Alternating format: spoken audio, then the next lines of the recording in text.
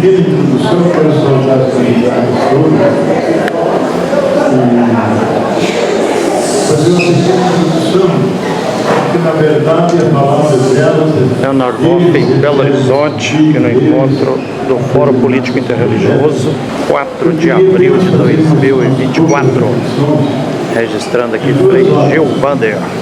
um pouco de geopolítica, que não dá para pensar o Brasil só a partir do Brasil. Tem que pensar um pouco o Brasil a partir do mundo. Isso não é sem significação para os prefeitos, eventuais, governadores, presidentes. A gente vai estar atento ao que está ocorrendo no mundo inteiro. Eu acho que nós estamos numa situação de extrema incerteza. Ninguém sabe para onde o mundo vai.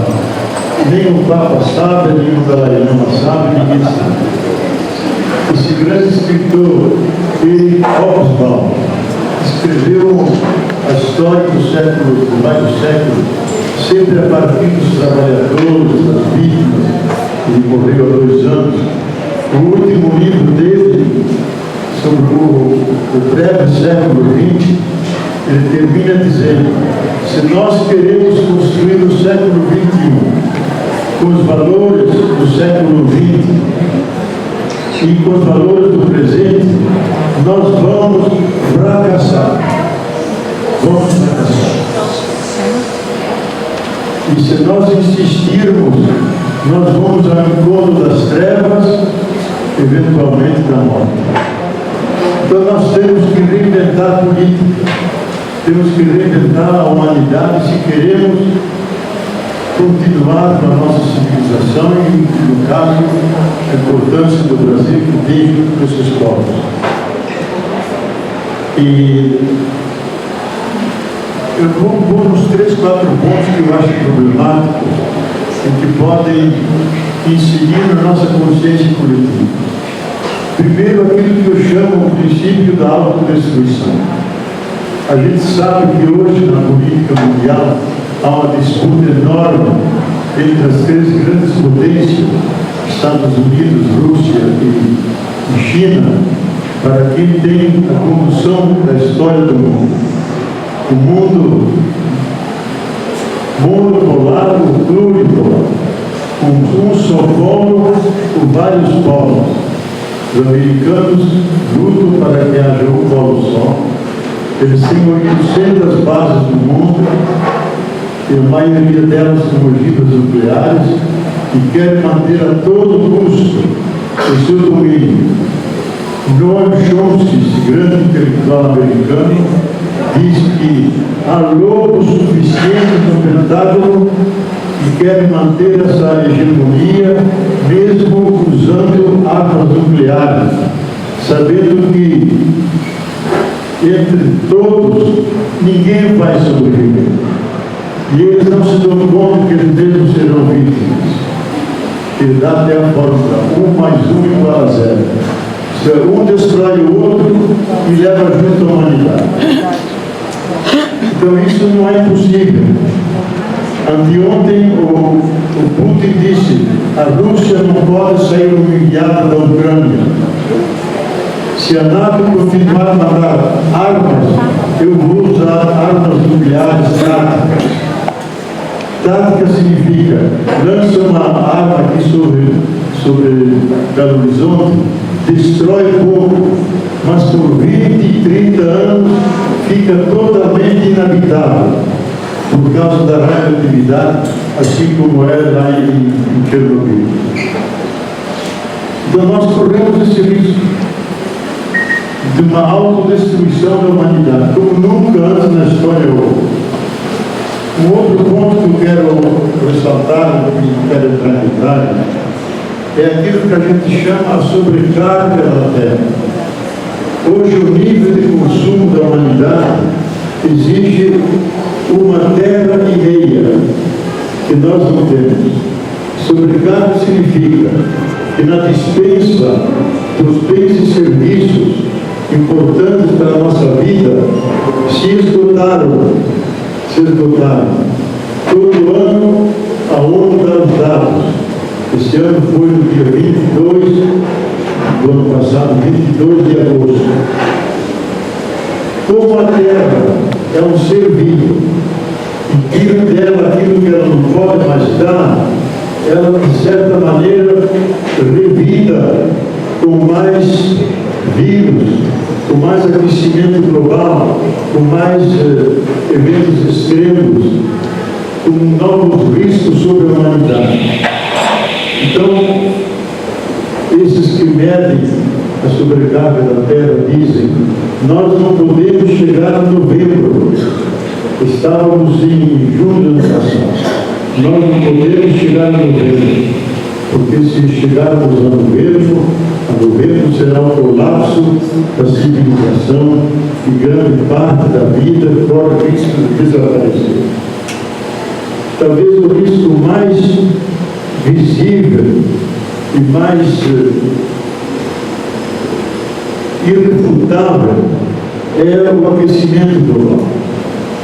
Nós passamos um ponto crítico. Os próprios cientistas, os climatólogos dizem que a ciência e a técnica chegaram atrasadas. Nós não podemos mais fazer nada. A Terra já se aqueceu. O que nós podemos é advertir a vida dos eventos, isto é, das grandes enchentes, dos grandes terremotos, deslizamentos. Podemos alertar a vida deles. Podemos minorar os efeitos danosos, mas não podemos evitá-los. Isso eu acho importante para vocês, que vão ser uma de vocês vai ser prefeito. Eu disse ao nosso prefeito: você tem que revisitar todos os bairros, rever toda a planificação da cidade, porque virão as grandes tempestades como tivemos em Petrópolis ainda há 2 semanas, no ano 2011, com mais de 200 mortos e milhares de pessoas desabrigadas. Isso vai ser contínuo e frequente. Nós vimos noticiando as grandes inundações do sul, cobrindo até o teto muitas casas e cidades. E no norte, e no nordeste e norte, grandes secas. O rio Solimões diminuiu 17 metros e o rio Amazonas também muitos metros. Então, esses eventos não só dependem do El Niño, dependem que a Terra já mudou. Ela ficou mais quente. Previu que até o ano 2030 ela não chegasse e não crescesse 1,5 grau. Os cientistas dizem: nós não fizemos nada para impedir isso, por isso entre 2025 a 2027, logo aí na frente, possivelmente a Terra vai dar um salto no seu aquecimento, que vai se estabelecer entre 38 e 40 graus de forma permanente. Em muitas regiões da África, da Índia, 50 graus Celsius. Nós tivemos no Rio há 2 semanas atrás 50 graus Celsius, com a sensação de 60 graus. Ninguém podia ficar na rua. Então imagine dia e noite termos sempre 40 graus, 38, 40, 42. As crianças conseguem se adaptar, velhos como eu conseguem se adaptar. Morremos, não aguentamos. Ou passamos tomando água o dia inteiro aí para cima dele. Eu vou tomar menos porque a água é para lá. O aquecimento global é muito importante porque os efeitos são imediatos, especialmente para os administradores, porque nossas cidades não estão preparadas para isso. Poderá haver grandes cataclismos, inundações, deslizamentos, perda de safras e um outro fenômeno que vai junto com isso. Isso a gente chama de antropoceno, isto é culpa do ser humano termos chegado a essa situação. Porque assaltamos a Terra de tal forma, os ecossistemas, que ela não aguenta. A ilusão que ainda persiste do sistema dominante é de um crescimento ilimitado. Uma terra limitada não suporta um crescimento ilimitado. Nós encostamos nas bordas da terra, nos limites dela, não podemos ir além.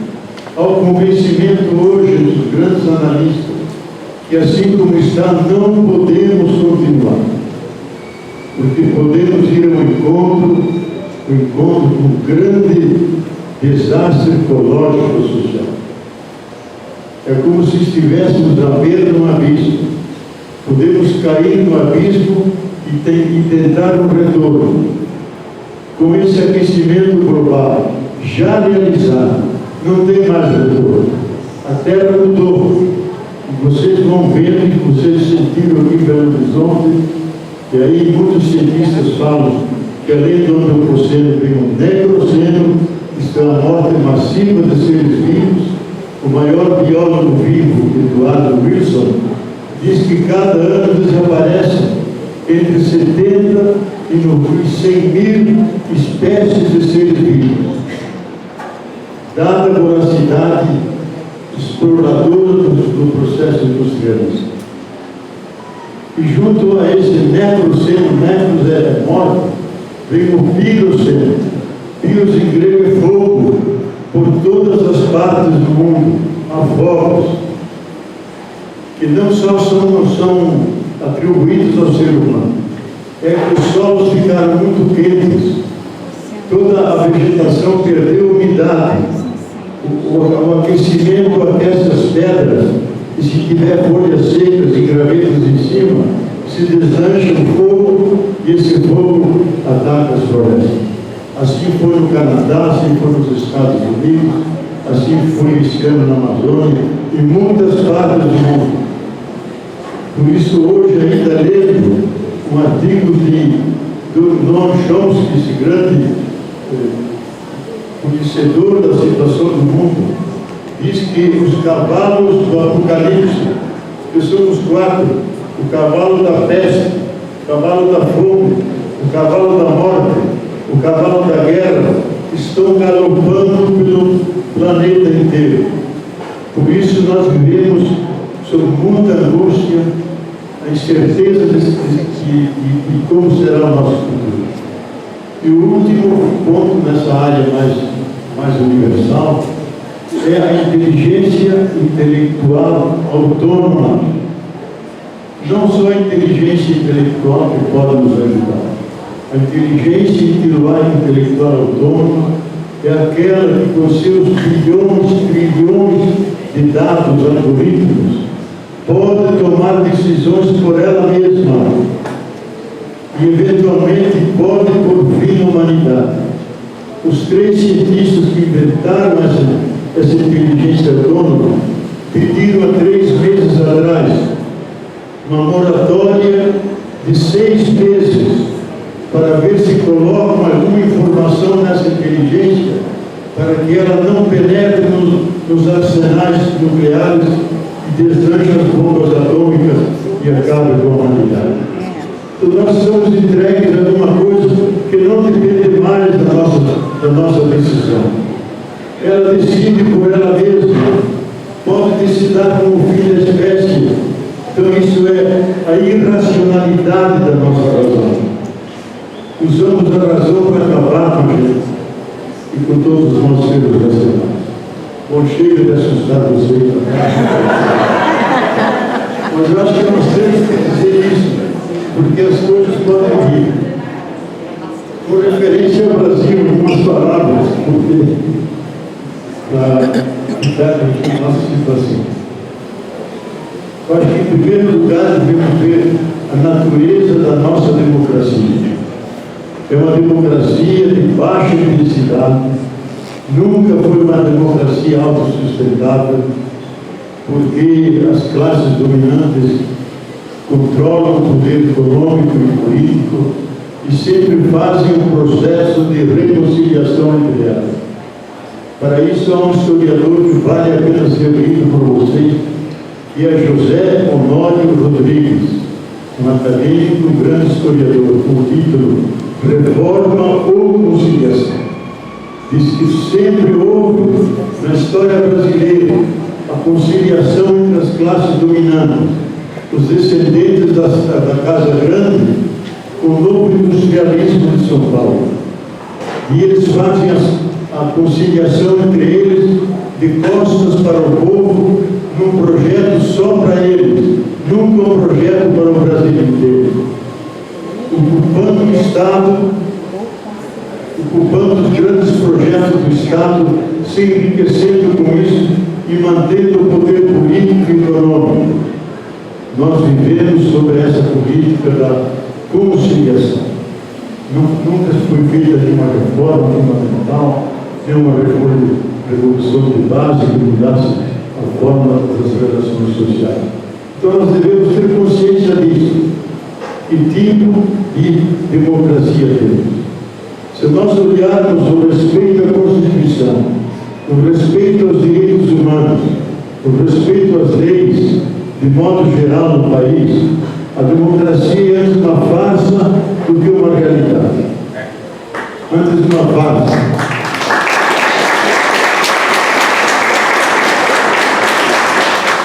Porque eles sempre conseguem eleger os seus representantes e manter o poder, como agora estamos verificando nessa fase talvez pior da nossa democracia. Outro ponto que me parece importante e é o mais desafiador é a profunda desigualdade social no Brasil. Há uma dupla injustiça, uma ecológica, destruindo as bases que sustentam a nossa vida, atacando de forma violenta nossos ecossistemas. Então, uma injustiça contra a natureza. E outra injustiça social. 1.070 famílias controlam 75% de todas as finanças, de todos os dinheiros do Brasil. Por isso, essa enorme desigualdade é uma sociedade absolutamente injusta. Como diz o nosso sociólogo, talvez o maior vivo, Gessé Souza, tudo aquilo que no tempo da escravidão se atribuía aos escravos, se humilhava, se desprezava, se tratava como coisa, hoje isso é transferido para os pobres nas periferias, que são considerados nem como humanos, como gente periférica, que não devem ocupar os nossos espaços, devem ficar lá fora e de forma vergonhosa os humilham mais que fora. E mantém essa situação de pobreza, de injustiça, de desigualdade, que é uma das maiores do mundo. A África é muito mais pobre que nós, mas é menos desigual, porque eles têm uma tradição do Ubuntu, uma tradição cultural deles que diz que eu sou eu através de você, eu sou eu junto com você. Então, através disso, eles mantêm os sentidos de participação e de igualdade e muito mais do que nós. E outro ponto que me parece importante é bom, teria outros pontos, mas a pergunta básica é isso. A partir de onde nos poderia vir uma espécie de solução? Eu acho que não devemos esperar nada de si, porque vem o mesmo, o pior do mesmo. Tem que vir de baixo. O Brasil é o país que mais movimentos sociais tem no mundo inteiro. Movimentos de todo tipo, desde quebradoras de coco, mulheres, indígenas, de negros, até de prostitutas, que eu acompanhei durante 2 anos e fiz esforço para que tivéssemos uma representante na CNBB, que poderá vir de baixo, desde que haja uma articulação dos movimentos sociais, cada um guardando sua identidade, mas se relacionando com o outro, criando pressão sobre o Estado, sobre as classes dominantes, sobre aqueles que detêm as decisões do país. Esses poderão impor mudanças fundamentais, seja na reforma agrária, na reforma urbana, seja nas formas de distribuição da riqueza do nosso país. Então, é escolher representantes que vêm de baixo e que trazem os interesses, as preocupações, as dores e angústias dos pobres para dentro do Estado, para que o Estado possa atender minimamente a essas demandas. Nós precisamos dizer, nunca houve um projeto verdadeiramente nacional que incluísse a todos. Esses que estão nas periferias estão fora do contrato social. Eu mesmo, conversando com algumas dessas lideranças, disse: nós nos respeitamos as leis, porque vocês não nos incluíram nas vossas leis. Então nós vamos fazer as nossas leis. Os milicianos pensam assim. A maioria desses que estão à margem da criminalidade se justificam dessa forma. E quando alguém disse, nós temos que criar um Che Guevara aqui fazer a revolução, no dia seguinte ele apareceu morto por alguém da classe dominante. Então, eu acho que nós temos que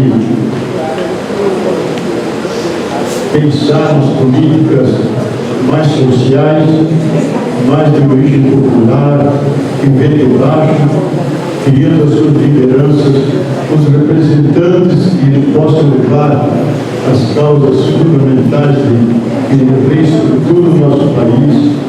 E para terminar, eu diria que o Brasil é importante em termos mundiais, porque se for verdade que o aquecimento global da Terra é irreversível e haverá uma mudança na humanidade inteira com a perda de safra, com 100 milhões de pessoas, do cálculo que a FAO fez, 100 milhões de pessoas que abandonam suas pátrias queridas, porque é um calor demais, porque as fábricas, as safras todas se frustram e migram para todos os povos.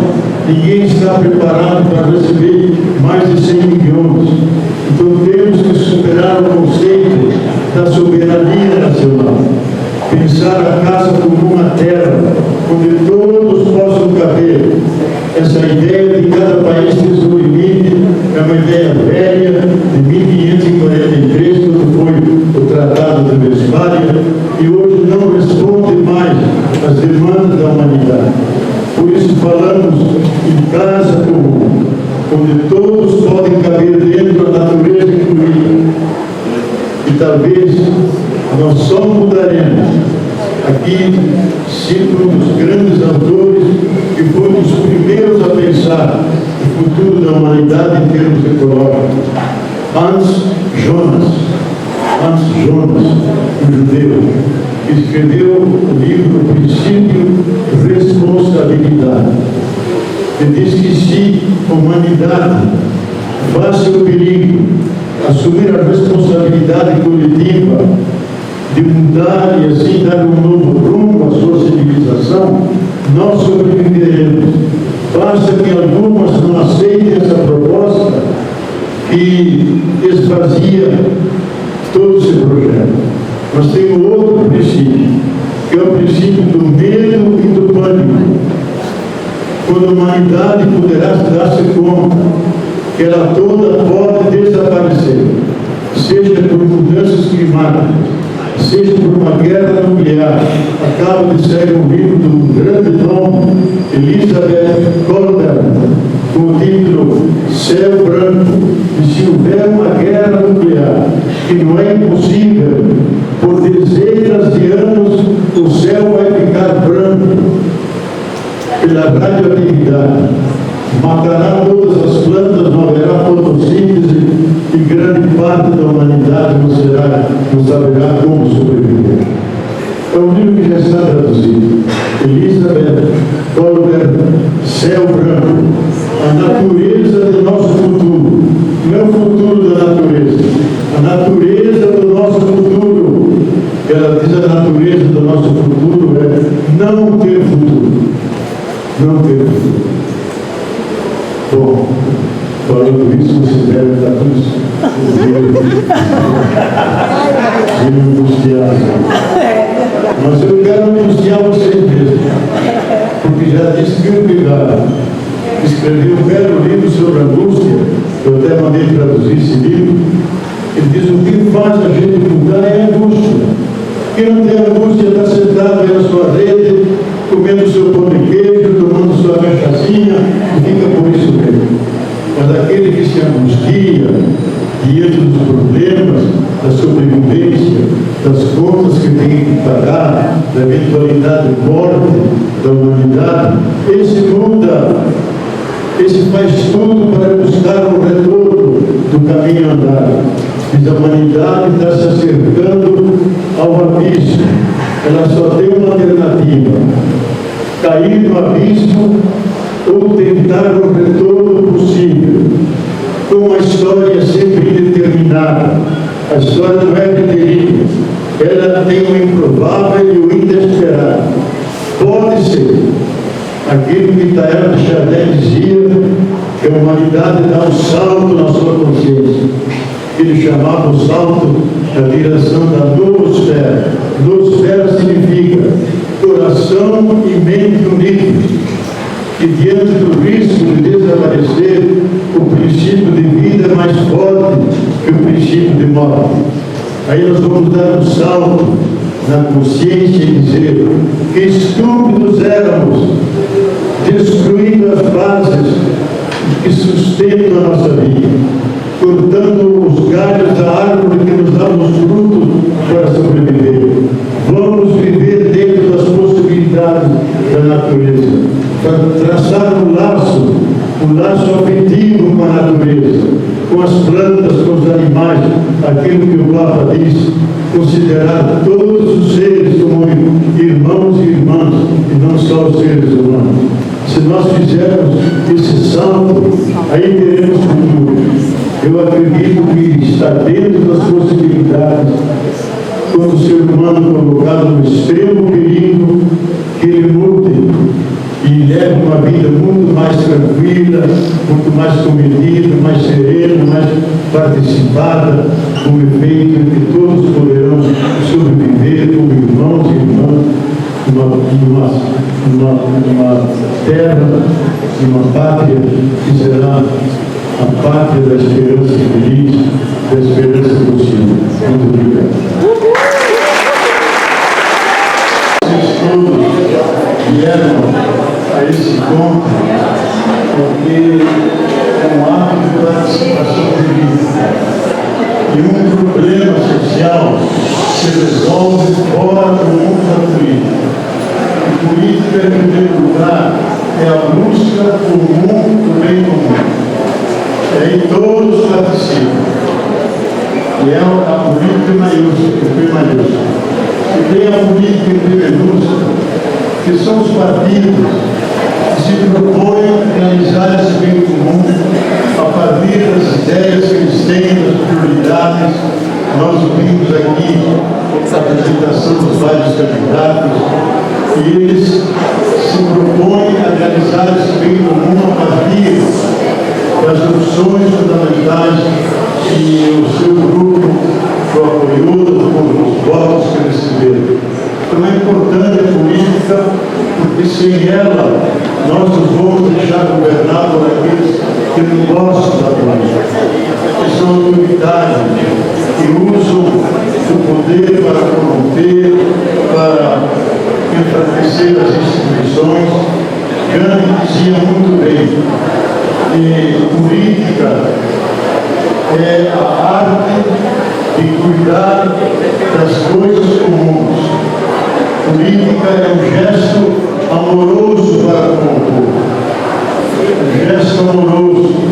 Não é um gesto autoritário, mas é um gesto de quem se coloca junto do povo, escuta o povo, aprende dessa escuta, leva as questões que eles suscitam, transformam em projetos, em formas de maior participação do povo inteiro. Então eu acho que um debate como esse deve se repetir mais e mais para aumentar a nossa consciência, para que o Brasil tenha uma democracia realmente sustentável, onde o importante é a participação, não simplesmente delegar aos eleitos os nossos interesses. Nós queremos participar junto com eles da discussão desses problemas, acompanhar a realização dessas questões que foram decididas, ajudar a avaliar isso. Isso é um passo avante na democracia. Não só uma democracia representativa, delegatícia que a gente delega, mas uma democracia participativa, onde o povo é o grande sujeito, primeiro portador de todo o poder, mas que usa esse poder para que todos sejam beneficiados e assim as desigualdades diminuam, a gente tenha mais alegria de viver nesse pequeno espaço de tempo que nos é dado viver nessa bela, brilhante pedaço da terra que é o nosso país, o Brasil. Muito obrigado e boa noite a todo mundo.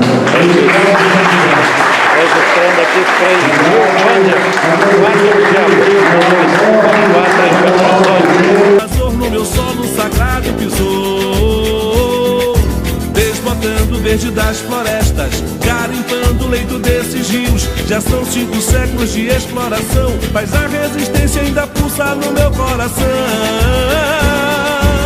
Na cerâmica